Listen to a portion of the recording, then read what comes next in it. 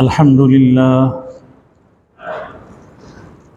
لله وكفى وسلام على عباده الذين اصطفى لا سيما على سيد الرسل وخاتم الأنبياء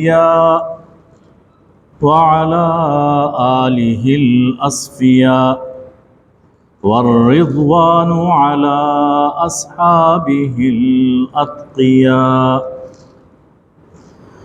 أما بعد فأعوذ بالله من الشيطان الرجيم. بسم الله الرحمن الرحيم. يا أيها الذين آمنوا لا تلهكم أموالكم ولا أولادكم عن ذكر الله ومن يفعل ذلك فأولئك هم الخاسرون.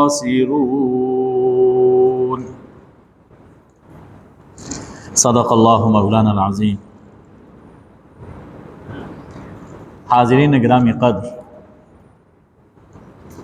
انسان کو اللہ تعالیٰ نے جتنی نعمتیں عطا فرمائی ہیں ان میں ایک نہایت اہم نعمت مال ہے. انسان کا مال، انسان کی دولت، جس کے سہارے انسان اپنی زندگی گزارتا ہے، یہ ایک اہم نعمت ہے. قرآن مجید نے اسلام کے 5 ارکان بیان فرمائے. ان میں سے ایک رکن زکوٰۃ اور صدقہ، اس کا تعلق مال اور دولت کی نعمت سے ہے. یعنی اگر ہم مال اور دولت کو مذموم سمجھیں، اس کی اہمیت کا انکار کر دیں، تو گویا ایک رکن اسلام ہی باقی نہیں رہے گا. تو زکوٰۃ کا تعلق، صدقات کا تعلق اسی مال اور دولت سے ہے. اس کے بارے میں اسلام کی تعلیمات کا کچھ تذکرہ کیا جاتا ہے. سب سے پہلی چیز، مال انسان کا اپنا نہیں، اللہ کا عطیہ ہے. اللہ نے بار بار قرآن پاک میں یہ فرمایا کہ انفقوا مما رزقناکم، رزقنا ومما رزقناہم ينفقون، جو ہم نے رزق دیا ہے. تو رزق دینے والا اللہ، مال کا مالک اللہ ہے. ہاں، انسان کو چند روزہ زندگی میں اس مال کا امین بنایا گیا. تمہارے پاس ہے، تمہیں خرچ کرنے کی اجازت ہے، لیکن اللہ کی مرضی کے مطابق خرچ کرو، وہاں خرچ کرو جہاں اس نے اجازت دی ہے. تو یہ مال انسان کی آزمائش ہے، اور آزمائش کے ساتھ خود اصلاح نفس بھی ہے. قرآن پاک نے فرمایا کہ وَتَثْبِيتًا مِّنْ أَنفُسِهِمْ، اس خرچ کرنے سے تمہارا دل مضبوط ہوتا ہے. تمہارے دل میں مال خرچ کرنے سے تمہاری ہمت بڑھتی ہے، دل میں مضبوطی اور پختگی پیدا ہوتی ہے. تو اصلاح نفس بھی اس میں ہے اور آزمائش بھی ہے. بلکہ حدیث میں دیکھیے کہ اللہ تعالیٰ نے یہ مال ہمیں اس لیے دیا کہ ہم اپنے معاشرے کے کمزور اور زیر دست لوگوں پر خرچ کریں. حضور اکرم صلی اللہ علیہ وآلہ وسلم نے فرمایا کہ انما ترزقون وَتُنْصَرُونَ بِضُعَفَائِكُمْ، تمہیں تو رزق تمہارے کمزور لوگوں کے ذریعے سے دیا جاتا ہے، اور مدد تمہارے کمزور لوگوں کے وسیلے سے کی جاتی ہے۔ یعنی اللہ انسان کو اس لیے دے رہا ہے، آزماتا ہے کہ جو تم میں کمزور ہیں کیا تم ان کا ہاتھ پکڑتے ہو یا نہیں پکڑتے؟ ان کی برکت سے، ان کے وسیلے سے اللہ تمہاری دستگیری فرماتا ہے اور تمہیں عطا کرتا ہے۔ اور یہ ایک اللہ کا کیسا کرم ہے، عجیب کرم ہے کہ خرچ کرنے سے مال کم نہیں ہوتا بلکہ بڑھتا ہے۔ آنکھیں تو یہی دیکھتی ہیں، ہم نے اتنا خرچ کر دیا، اتنا مال کم ہو گیا، بیلنس اتنا کم ہو گیا، لیکن حدیث میں بلکہ خود اللہ جل شانہ نے قرآن پاک میں یہ بات فرمائی کہ خرچ کرنے سے، زکوٰۃ دینے سے، صدقہ دینے سے مال کم نہیں ہوگا، بڑھے گا۔ حضرت ابو ہریرہ رضی اللہ تعالیٰ عنہ سے روایت ہے کہ رسول اللہ صلی اللہ علیہ وآلہ وسلم نے فرمایا، ما نقصت صدقۃ من مال، صدقے سے مال کم نہیں ہوتا، صدقے سے مال کم نہیں ہوتا۔ اور نبی صادق و مصدوق نے جو فرمایا وہ سچ فرمایا۔ ہماری آنکھیں کم دیکھتی ہیں لیکن مال کم نہیں ہوتا، مال بڑھتا ہے۔ اس کے ساتھ دو اور باتیں بھی اس حدیث میں سن لیجئے، زندگی میں بہت کام آئیں گی۔ فرمایا کہ وما زاد اللہ عبدا بعفو الا عزا، معاف کرنے سے اللہ عزت میں اضافہ فرماتا ہے۔ کسی کو معاف کر دینے سے عزت کم نہیں ہوتی، عزت بڑھتی ہے۔ تیسری چیز فرمائی، وما تواضع احد للہ الا رفعہ اللہ، جو اللہ کی خاطر جھک جاتا ہے، اللہ کی خاطر تواضع کرتا ہے، جھک جاتا ہے، اللہ یقیناً اس کو سر بلند فرماتا ہے۔ یہ زندگی کے بہت اہم اصول حضور صلی اللہ علیہ وسلم نے ارشاد فرمایا۔ تو پہلی بات یہ فرمائی کہ ما نقصت صدقۃ من مال، صدقے سے مال کم نہیں ہوتا۔ اب اسے قرآن پاک میں دیکھتے ہیں، سورہ البقرہ میں انفاق فی سبیل اللہ کے حوالے سے اللہ نے احکام عطا فرمائے اور مثالوں سے اس کی اہمیت کو واضح فرمایا ہے۔ انہی آیات میں ارشاد ہے، الشیطان یعدکم الفقر ویأمرکم بالفحشاء واللہ یعدکم مغفرۃ منہ وفضلا۔ لفظ ایک ہی ہے، یعید، لیکن ایک کا ماخذ ہے وعید اور دوسرے کا ماخذ ہے وعدہ۔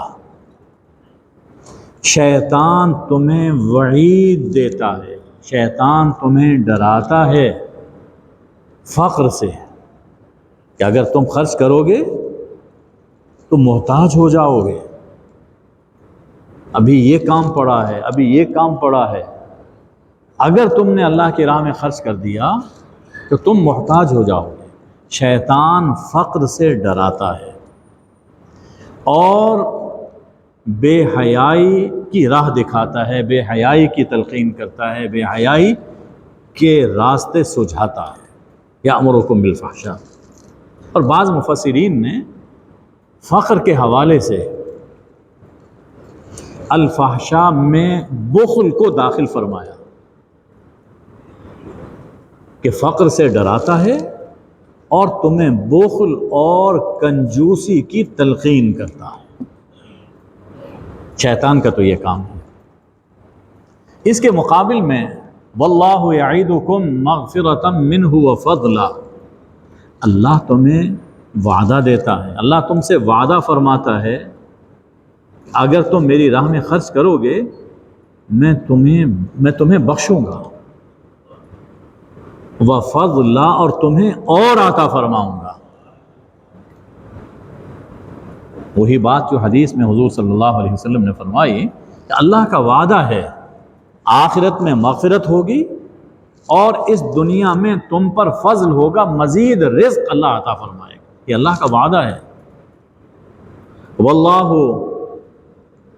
واسع علیم، اور اللہ بڑا فراخ دست ہے، اللہ دانا ہے، عالم ہے، جانتا ہے کس نے کتنا خرچ کیا، کس نیت سے خرچ کیا، کہاں خرچ کیا، اللہ جانتا ہے. اس کے بعد فرمایا کہ یؤتی الحکمت من یشاء، اللہ جسے چاہتا ہے حکمت عطا فرماتا ہے. یہ لفظ حکمت قابل غور ہے. اللہ جسے چاہتا ہے حکمت عطا فرماتا ہے. وَمَن يُؤْتَ الْحِكْمَةَ فَقَدْ أُوتِيَ خَيْرًا كَثِيرًا، اور جسے حکمت مل گئی اسے خیر کثیر مل گئی. جسے حکمت مل گئی اسے اللہ نے بہت خیر عطا فرما دی. تو حکمت اور خیر کثیر، ان دو لفظوں پہ غور کیجیے. حکمت عام طور پر دانائی، اس کا معنی وہ کیا جاتا ہے، وہ ٹھیک ہے. اس سے زیادہ وسیع معنی حکمت کیا ہے؟ بصیرت، صحیح بصیرت اور صحیح قوت فیصلہ، کہ جسے اللہ صحیح قوت فیصلہ عطا فرما دیتا ہے اسے زندگی میں خیر کثیر مل جاتی ہے. جسے بصیرت حاصل ہو جاتی ہے وہ خیر کثیر پا لیتا ہے.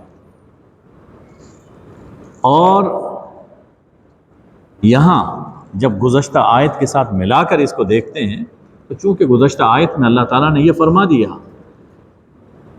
کہ خرچ پر میں تمہیں اور عطا کروں گا، تمہاری مغفرت فرماؤں گا، تو اس آیت پر یقین یہ حکمت ہے. اس آیت پہ یقین کرتے ہوئے انسان فیصلہ کر لے کہ میں اس پہ عمل کروں گا، تو آیت پر یقین، اللہ کے اس وعدے پر یقین، یہ ہے حکمت.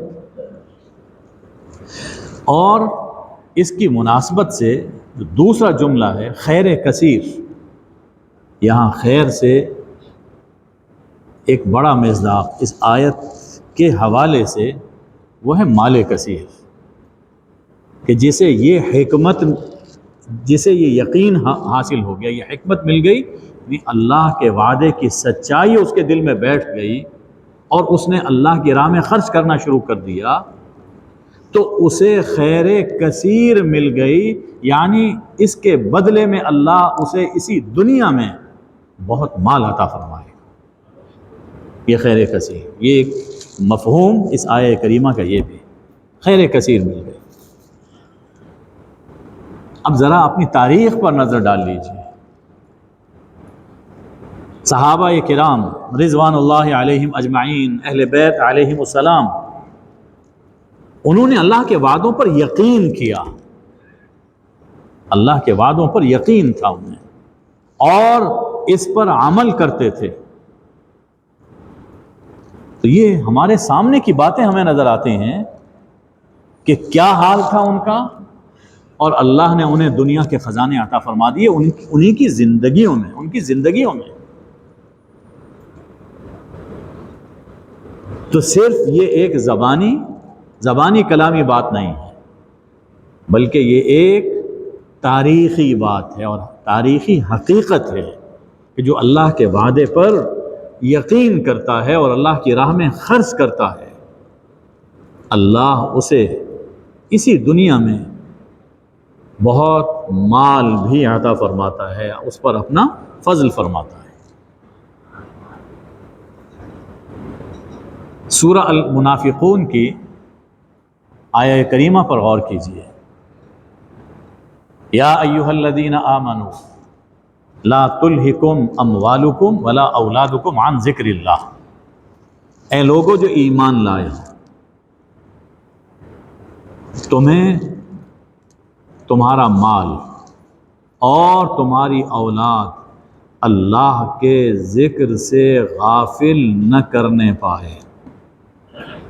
وَمَن يَفْعَلْ ذَلِكَ فَأُولَٰئِكَ هُمُ الْخَاسِرُونَ، اور جو مال اولاد میں ڈوب کر غافل ہو جائے تو بڑا خسارہ اٹھانے والا ہے۔ ایسے لوگ ہی خسارہ اٹھانے والے، کامیاب نہیں ہیں، وہ خسارہ اٹھانے والے۔ اب اس میں جو فرمایا کہ اللہ کے ذکر سے غافل نہ کرنے پائیں، ذکر کا ایک مفہوم تو وہ ہے جو ہم عام طور پہ سمجھتے ہیں کہ اسماء الہیہ کا ذکر ہے، کلمہ طیبہ کا ذکر ہے، نماز یہ بھی ذکر ہے، یہ بھی ہے، لیکن اس کے بعد جو آیت آ رہی ہے وہ ہے انفاق کے بارے میں۔ اس سیاق سے، اس مضمون اور اس پہلے کی جو آیات ہیں کہ منافقین خرچ کرنے سے بچتے ہیں، تو اس سیاق و سباق سے معلوم ہوتا ہے کہ یہاں ذکر سے مراد اللہ کی راہ میں خرچ کرنا ہے، کہ تمہارا مال، تمہاری اولاد تمہیں اللہ کی راہ میں خرچ کرنے سے غافل نہ کرنے پائے۔ غفلت کہ میں مال خرچ کروں گا اور بڑھاؤں کم نہ ہو جائے، اولاد پر خرچ کروں گا، اولاد کی ابھی بہت ضرورتیں باقی رہتی ہیں، تو لہٰذا جہاں اللہ نے خرچ کرنے کا حکم دیا، زکوٰۃ کا حکم دیا، اس کی کوئی پرواہ نہ کرے۔ اس لیے اس آیہ کریمہ کے فوراً بعد یہ فرمایا کہ وَأَنفِقُوا مِمَّا رَزَقْنَاكُمْ مِن قَبْلِ أَن يَأْتِيَ أَحَدَكُمُ الْمَوْتُ، ہم نے جو تمہیں رزق دیا ہوا ہے اس سے خرچ کر لو، اس سے پہلے کہ تم میں کسی کے سرانے موت آ کھڑی ہو، اس سے پہلے کہ کسی کے سرانے موت آ کھڑی ہو اور اس وقت تمنا کرے لولا اخرتنی الی اجل قریب، یا اللہ آپ نے مجھے کچھ مدت اور مہلت کیوں نہیں دے دی، فَأَصَّدَّقَ وَأَكُن مِّنَ الصَّالِحِينَ، کہ میں صدقہ کر لیتا اور میں اپنا کردار بہتر کر لیتا۔ فرمایا وَلَن يُؤَخِّرَ اللَّهُ نَفْسًا إِذَا جَاءَ أَجَلُهَا، اب مہلت نہیں ملے گی، جب وقت مقرر آ جاتا ہے تو پھر کسی شخص کو مہلت نہیں دی جاتی۔ اللہ تمہارے سب اعمال کی خبر رکھتا ہے۔ تو یہ انفاق فی سبیل اللہ، یہ اللہ کے ذکر میں داخل ہے، اللہ کی یاد میں یہ بھی داخل ہے۔ صاحبو، قرآن مجید نے اس حقیقت کو ایک مثال سے بھی واضح فرمایا کہ اللہ کی راہ میں خرچ کرنے سے مال گھٹتا نہیں، بڑھتا ہے۔ اس کو اللہ تعالیٰ نے ایک مثال سے واضح فرمایا۔ آیت نمبر 261 سورہ البقرہ، مثل الذین ينفقون اموالهم فی سبیل اللہ، جو لوگ اللہ کی راہ میں مال خرچ کرتے ہیں ان کی مثال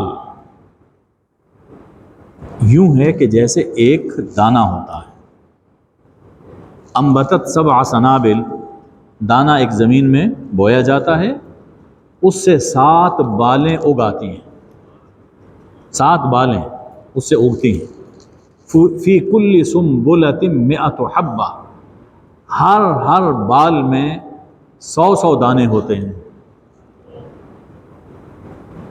یہ ہمارا مشاہدہ، روزمرہ کا مشاہدہ ہے۔ گندم میں یہ ہمیں نظر آتا ہے، آپ ایک گٹھلی بوتے ہیں اور اس آم کے درخت پر، جامن کے درخت پر کتنا پھل لگ جاتا ہے، یہ ہمارے مشاہدے ہیں۔ ایک دانہ، ایک گٹھلی، ایک بیج کئی 100 گنا ہو کر واپس آتا ہے۔ فرمایا کہ اسی طرح واللہ یضاعف لمن یشاء، جسے چاہتا ہے اللہ کئی گنا عطا فرماتا ہے، یعنی 700 گنا تو ہے۔ اب اس کے بعد جتنا اخلاص بڑھتا چلا جائے گا اس کا پھل، اس کا صلہ، اس کا اجر اتنا ہی بڑھتا چلا جائے گا، دنیا میں بھی اور آخرت میں بھی۔ تو یہ بڑی عجیب مثال ہے، بڑی عجیب مثال ہے۔ اس میں اللہ تعالیٰ نے کئی باتوں کا جواب دے دیا۔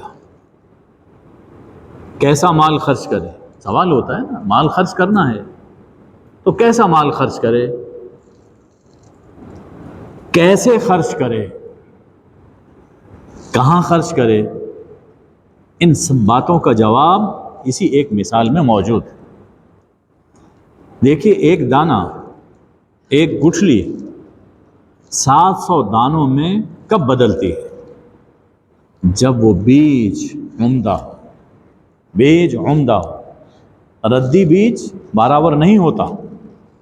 دوسری چیز، زمین بھی اچھی ہو، جہاں پر وہ بیج دانہ ڈال رہا ہے وہ زمین اچھی ہونی چاہیے،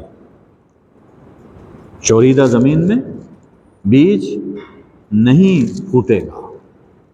تیسری چیز، کاشت کے اصول کا خیال رکھا جائے، موسم، پانی، پھر اس کی نگرانی، ان سب باتوں کا خیال رکھے گا تو ایک دانہ 700 دانوں میں بدلتا ہے۔ اسی طرح مال کیسا ہو، جواب آ گیا، جیسے بیج عمدہ ہونا چاہیے، مال حلال ہونا چاہیے، مال حلال ہونا چاہیے۔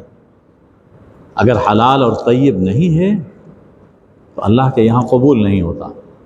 یا ایھا الذین آمنوا انفقوا من طیبات ما کسبتم، ایمان والو اپنی پاکیزہ کمائی سے خرچ کرو۔ ایک حدیث میں حضور صلی اللہ علیہ وآلہ وسلم نے فرمایا، جو کھجور برابر بھی اللہ کی راہ میں خرچ کرتا ہے، ہاں پاکیزہ کمائی سے، اور بریکٹ میں فرمایا وَلَا يَقْبَلُ اللَّهُ إِلَّا الطَّيِّبَ، اور اللہ پاکیزہ مال، حلال مال ہی قبول فرماتا۔ یعنی کھجور برابر بھی خرچ کرے اور وہ پاکیزہ ہے تب اللہ اسے قبول فرماتا ہے۔ اس کے ساتھ پسندیدہ بھی ہو، اپنے پاس رکھنے کو، خود کھانے کو بھی اسے دل چاہتا ہو۔ ایسا نہیں ہے کہ جب اپنا دل بھر گیا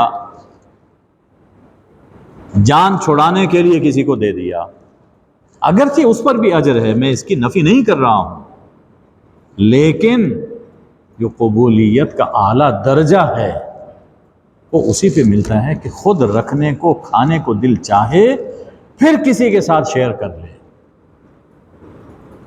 قرآن پاک میں فرمایا گیا وَلَا تَيَمَّمُوا الْخَبِيثَ مِنْهُ تُنْفِقُونَ وَلَسْتُمْ بِآخِذِيهِ إِلَّا أَن تُغْمِضُوا فِيهِ۔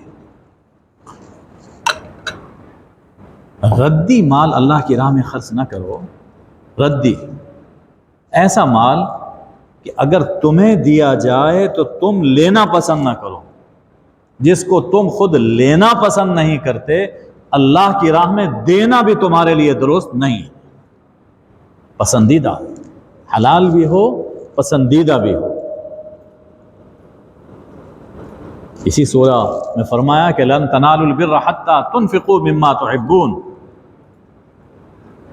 تم کامل نیکی ہرگز نہیں پا سکتے، کامل نیکی ہرگز نہیں پا سکو گے جب تک کہ اس مال سے کچھ خرچ نہیں کرتے جسے رکھنے کو تمہارا اپنا دل چاہتا ہے، جس مال کو تمہارا اپنا دل چاہتا ہے، جس مال سے تمہیں محبت ہے۔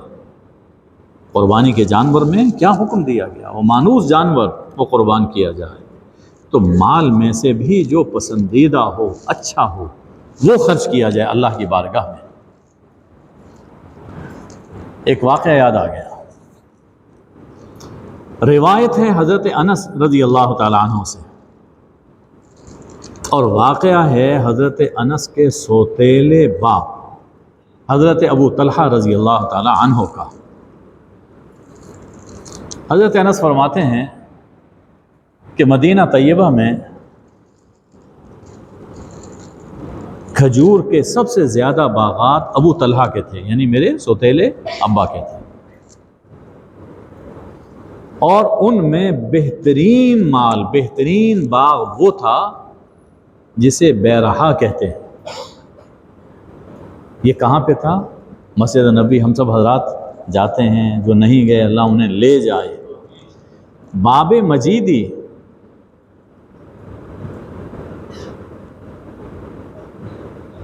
ان باب فہد سے جب آپ داخل ہوں تو اس کے بالکل محاذی اندر جا کے باب مجیدی آئے گا۔ تو باب مجیدی کے اندر ایک گول پتھر فرش میں لگا ہوا ہے۔ یہ جو باغ تھا ریاض الجنہ کے مقابل تھا،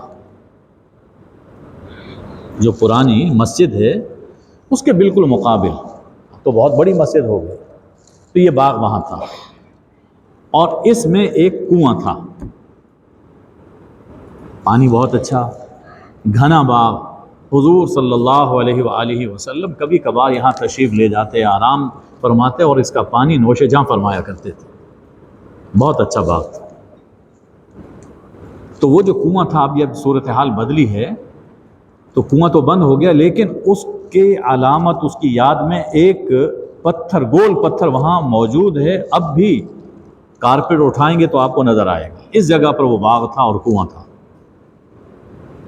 یہ آیہ کریمہ جب نازل ہوئی کہ نیک تب بنو گے جب تم اپنا پسندیدہ مال اللہ کی راہ میں خرچ کرو، ابو طلحہ بارگاہ میں حاضر ہو گئے۔ اب دیکھیے ہماری زندگیوں میں اور ان صحابہ کی زندگیوں میں فرق کیا ہے۔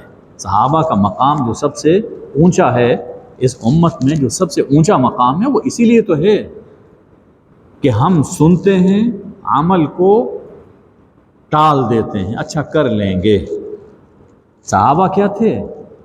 اللہ کا کوئی حکم نازل ہوتا تو فوراً عمل پر آمادہ ہو جاتے۔ حکم نازل ہو گیا کہ پسندیدہ مال خرچ کرو، حاضر ہوئے کہ اللہ کا یہ حکم آ گیا، یا رسول اللہ میرا یہ باغ سب سے اچھا باغ ہے، مجھے بڑا ہی پیارا ہے یہ باغ، میں اللہ کی راہ میں یہ صدقہ کر رہا ہوں، میں اللہ کی راہ میں صدقہ کر رہا ہوں، یا رسول اللہ جہاں چاہیں آپ اسے خرچ فرما دیں۔ اللہ اکبر، کیا عجیب جذبہ ہے۔ کئی اور باغ بھی دے سکتے تھے، لیکن چونکہ اللہ نے یہ فرمایا جو تمہارا پسندیدہ ہے وہ خرچ کرو، تو میرا پسندیدہ یہ ہے، سب سے اچھا باغ مجھے یہ لگتا ہے یہ اللہ کی راہ میں، جہاں چاہے آپ اسے خرچ فرمائیں۔ اب دیکھیے حضور صلی اللہ علیہ وسلم نے کیا فرمایا، بخ بخ، واہ واہ واہ واہ، بڑی تعریف فرمائی، واہ واہ واہ واہ، یہ تو بڑا عمدہ باغ ہے، بڑا اچھا باغ ہے، بڑا پروفٹ اس سے آتا ہے، تعریف فرمائی۔ ایسا کرو کہ یہ باغ اپنے رشتہ داروں میں، غریب رشتہ داروں میں تقسیم کر دو، غریب رشتہ داروں میں۔ سب سے پہلا حق رشتہ داروں کا ہے۔ قرآن نے ترتیب ہی بیان فرمائی ہے خرچ کی، جب خرچ کرنا ہو تو سب سے پہلے اپنے اپنے خاندان میں دیکھو، غریب رشتہ داروں پہ خرچ کرو۔ دیکھیے اس میں دوہرا ثواب ہوتا ہے، صدقے کا ثواب بھی ہے، صلہ رحمی کا ثواب بھی ہے۔ اللہ نے صلہ رحمی پر بہت زور دیا، اور یہ ایسا عجیب نظام ہے اسلام کا کہ اگر صلہ رحمی کے حکم پر عمل کیا جائے اور رشتہ داروں کا خیال رکھا جائے، غربت بھی ختم ہوتی ہے، عزت نفس بھی باقی رہتی ہے۔ ایسا عجیب نظام۔ اور ایک بات اور بھی کہہ دیتا ہوں، کسی اور پر خرچ کرنا بڑا آسان ہے، رشتہ دار پہ خرچ کرنا ذرا مشکل ہوتا ہے. یہ انسان کی ایک عجیب جبلت ہے کہ رشتہ دار ہے نا، یہ میرے برابر کہیں نہ آ جائے، اس کے بچے میرے بچوں کے برابر کہیں تعلیم حاصل نہ کر لیں، اس اسکول میں نہ چلے جائیں جس میں کہ میرے بچے جاتے ہیں، اس کا گھر اچھا نہ ہو. ذرا دبا کے رکھیں، دبا کے. یہ انسان کی نفسیات ہیں، آپ بھی دیکھتے ہیں، میں بھی دیکھتا ہوں. تو جب رشتہ داروں پر خرچ کیا جائے گا تو یہ نفس کشی، اس کا ثواب بھی انسان کو حاصل ہوتا ہے. اس لیے حضور صلی اللہ علیہ وسلم نے فرمایا یہ بہترین بات رشتہ داروں میں اسے خرچ کرو، رشتہ داروں کو دو. انہوں نے اس کے بعد کوئی سوال نہیں کیا اور عرض کی کہ یا رسول اللہ، جو آپ نے فرمایا میں نے اس کے سامنے سر جھکایا، میں یہ مال رشتہ داروں کو دے رہا ہوں، ان کے حصے کر کے تقسیم کر دوں. تو سب سے اچھا مال جب اللہ کی راہ میں خرچ کیا جائے، سب سے اچھا مال، تو یقیناً ایسا شخص اللہ کی نظر میں سب سے اچھا ہو جاتا ہے، اچھا ہو جاتا ہے. ابو طلحہ، ان کے درجات کتنے بلند ہو رہے ہوں گے. آج وہ ساری جگہ مسجد نبوی میں آ گئی. اس جگہ پر جب انسان سجدہ کرتا ہے تو اس ثواب میں ابو طلحہ شریک ہیں، قیامت تک کے لیے شریک. جو مسجد نبوی میں جنہوں نے خدمت کی آج تک وہ شریک ہیں. حضرت عثمان کی بہت بڑی خدمت ہے، وہ مستقل ایک تذکرہ، وہ بھی اس میں شریک ہے. صاحبو، ہم جن حالات سے اس وقت گزر رہے ہیں، ہمارے ملک میں ایک مصیبت ہے. ہمارے پاکستانی بھائی وہ ایک آفت میں گھرے ہوئے، یہ سیلاب کی آفت ہے. آپ سب سن رہے ہیں، صوبہ سندھ، بلوچستان، ساؤتھ پنجاب، کئی ہزار دیہات صفحہ ہستی سے مٹ گئے، کوئی نام و نشان باقی نہیں. کئی لاکھ جانور بہہ گئے. اور آپ جانتے ہیں کہ دیہات میں دیہاتی لوگوں کا سب سے بڑا سرمایہ یہی مال مویشی ہے. بہہ گئے. اور سینکڑوں انسان خدا جانے کہ جب یہ ختم ہوتا ہے تو کیا تعداد سامنے آتی ہے، یہ سب بہہ گئے. اس موقع پر یہ موقع ہے اللہ کی رضا حاصل کرنے کا، یہ موقع ہے جنت میں اونچا مقام بنانے کا، یہ موقع ہے کہ جس میں ہم خرچ کر کے اپنی دنیا بھی سنوار سکتے ہیں، اپنی آخرت بھی سنوار سکتے ہیں. دوسری بات، جیسا کہ میں نے عرض کیا، مال خرچ کرنا ہے اللہ کی راہ میں، لیکن کہاں پہ خرچ کرنا ہے، کیسے خرچ کرنا ہے، یہ بھی بہت اہم چیز ہے. وہ بیج کی مثال سامنے رکھیے، چلتے چلتے انسان دانہ پھینک دے، اس کا کوئی فائدہ نہیں ہے. جہاں یہ آفت آئی، اس کے ساتھ ایک آفت اور بھی آئی ہے اور آتی ہے. زلزلہ جب آیا تب بھی تھی، اب بھی ہے. کچھ لوگ تو وہ ہیں جو اخلاص سے خدمت کر رہے ہیں، لوگوں کے عطیات وہاں پہنچا رہے ہیں، لیکن انہی میں لٹیرے بھی شامل ہیں، انہی میں لٹیرے بھی شامل ہیں. ان سے بچنا ہے. اور جو لوگ وہاں بیٹھے ہوئے ہیں، جو شریف ہوتے ہیں، عزت نفس رکھتے ہیں، وہ بیچارے اپنی جگہ پہ بیٹھے رہتے ہیں،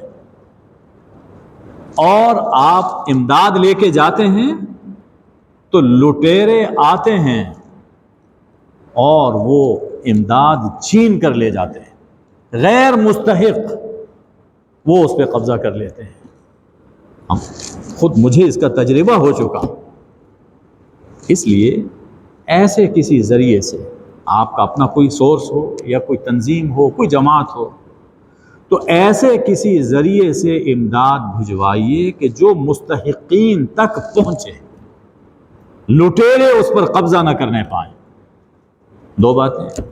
مجھے بتایا گیا کہ مسجد خالد الحمدللہ یہاں کا ایک ماحول ہے کہ جب بھی اس طرح کی کوئی آفت ہو، مصیبت ہو، ملک میں ضرورت ہو، تو مسجد خالد آپ حضرات کے تعاون سے مسجد کی طرف سے امداد کی جاتی ہے، اس میں بھی اہتمام کیا گیا ہے۔